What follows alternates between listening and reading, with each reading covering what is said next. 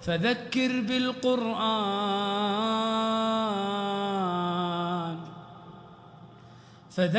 بالقرآن من يخاف وعيد۔ محترم بزرگوں اور عزیز بھائیوں، دینی ماں اور بہنوں، یہ حق تعالی شانہ کا بے پناہ کرم اور اس کا انعام ہے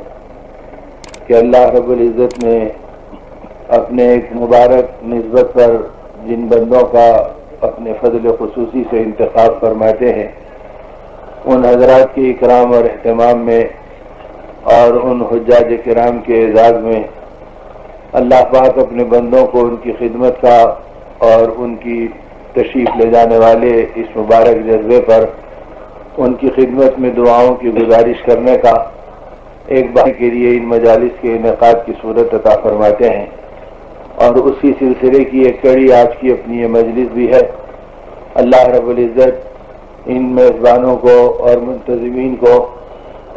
جنہوں نے اس مبارک محفل کے انعقاد کے لیے کوششیں کی اور اپنی جانفشانیوں کا مظاہرہ کیا اور اپنی جان و مال کو اس راستے کی سعادت سمجھ کر لگانے کے لیے اپنے آپ کو پیش کیا، اللہ پاک ان سب کو بھی بے پناہ جزائے خیر عطا فرمائے،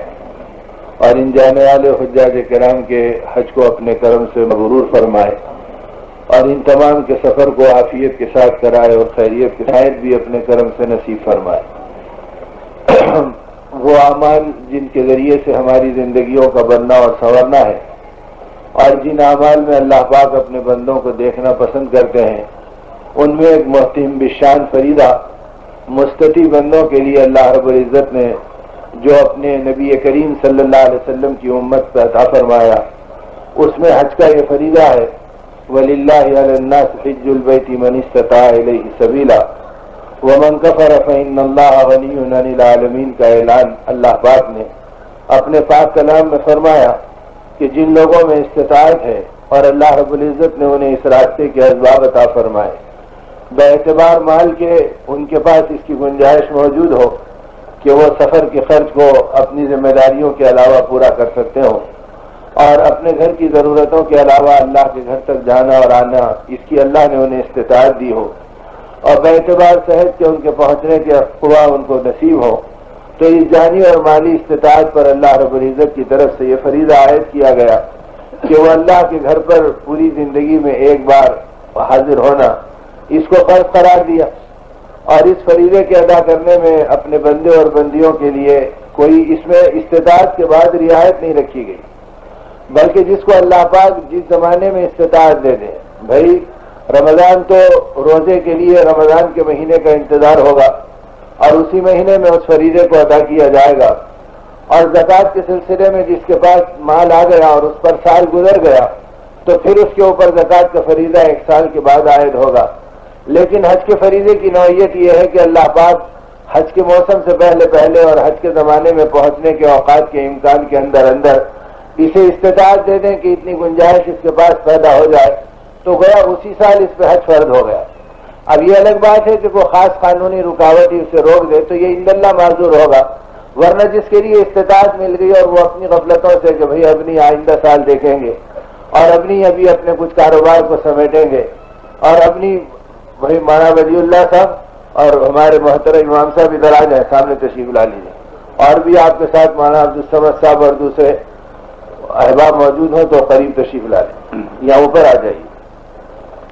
تو یہ باتیں رات دن الحمدللہ ہم اپنے علماء کرام سے سنتے ہیں اور اس کے مذاکرے ہوتے ہیں، اور اس وقت بھی اسی کا ایک آموختہ خلاصے کے طور پہ کرنے کے لیے گویا اس مجلس کا ماحول ہے کہ یہ فریضہ تو اللہ کی طرف سے ہر اس ذی استطاعت کے اوپر ہے جسے اللہ نے استطاعت دے دی۔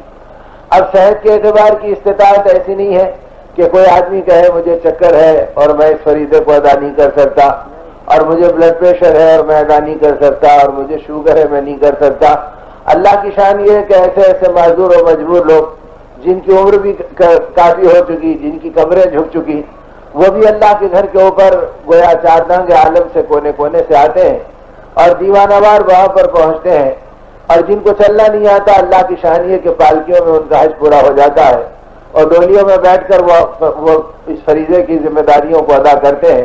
اور ہر مقام پر عرفات پر اللہ انہیں پہنچاتے ہیں، مینا میں ان کو رکھتے ہیں، مزدلفہ میں وہ نظر آتے ہیں، طواف میں دیوانہ وار لوگوں کے گویا سروں پر ان پالکیوں کو چلایا جاتا۔ تو اب اللہ رب العزت نے اس حجت کا بھی اتمام کر دیا کہ اس سے کم کے کسی مرض میں اور اس سے کم کی کسی معذوری میں کوئی آدمی عذر بھی نہیں کر سکتا کہ بھئی میں کیا کروں، اس وجہ سے نہیں آ سکا۔ اور مختصر یہ کہ وہ بیماری اور وہ آزار جس کے اندر آدمی دنیا کے کاموں میں نہیں رکتا،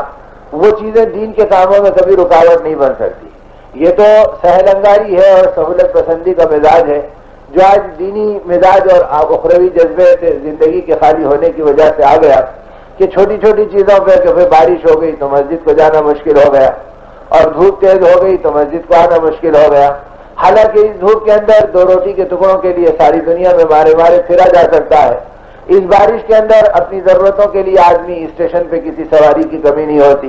ایئرپورٹ پہ کسی پیسنجر کی کمی نہیں ہوتی، اور دکان پہ پہنچنے والا دکاندار اس بارش کی وجہ سے اپنے کاروبار کو بند نہیں رکھتا۔ لیکن ایماندار کی زندگی کا حال یہ کہ یہ مسجد تک آنے میں رکتا ہے، یہ اللہ کا نام لینے میں ٹھہرتا ہے، یہ دین کے کاموں کے اندر چھوٹے چھوٹے آزار کو رکاوٹ بنا لیتا ہے۔ تو ان چیزوں سے اس زندگی کو پاک و صاف کیا گیا اور یہ بتلایا گیا کہ اللہ کے لیے سب کچھ کرنا اس زندگی کے اندر آ جائے، اسی کے لیے ہماری زندگی میں ایمانی یقین کی کیفیت کو اپنی زندگی میں بسانے اور رچانے اور اس ایمانیات پر اپنی زندگی کو جمانے کے لیے عبادات کا یہ اہم ترین شعبہ دیا گیا جو نماز سے شروع ہوا اور روزے سے تربیت پایا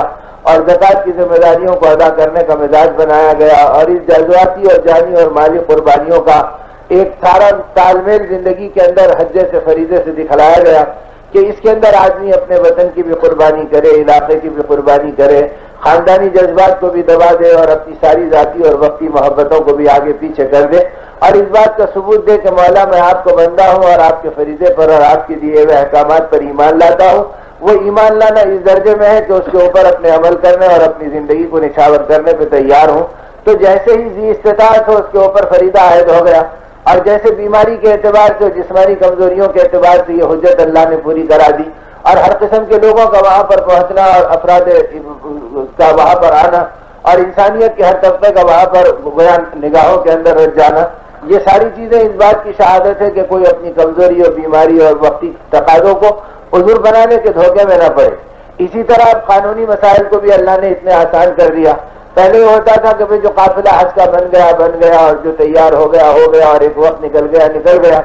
اب اللہ کی شان یہ کہ وسائل کی کثرت ہو گئی، آسانی کے ساتھ جانے آنے کے مراحل زندگی میں نظر آنے لگ گئے کہ آدمی ادھر نکلا اور گھنٹوں کے اندر سمندر پار دنیا کے دوسرے کونے میں پہنچ گیا، اور پھر اس میں یہ بات بھی نہیں رہی کہ بھئی کوئی کوٹا مقرر ہے تو اسی کے اندر ہوگا، اس کے علاوہ نہیں ہوگا،